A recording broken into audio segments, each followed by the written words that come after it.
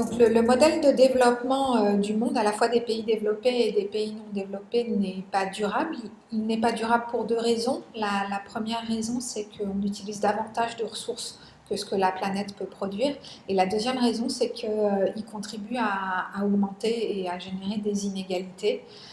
Inégalités qui sont source de conflits sociaux et qui peuvent même être source de déstabilisation dans certaines parties de la planète.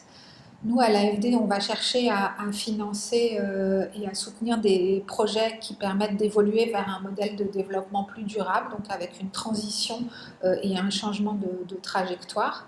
Moi, je suis basée au Maroc et je travaille avec le ministère des Finances depuis plusieurs années.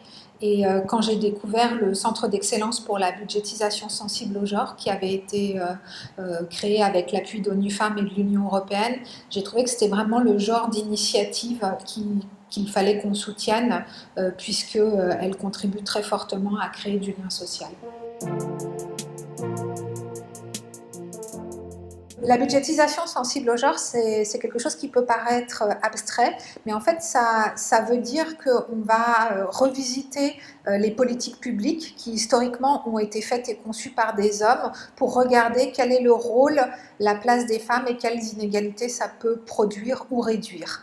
Et d'utiliser le levier budgétaire pour essayer de réduire ces inégalités. Donc, par exemple, dans le secteur de l'éducation, on va pouvoir suivre le taux de scolarisation des petites filles, par exemple dans le monde rural, et essayer de regarder pour voir pour que les inégalités soient réduites.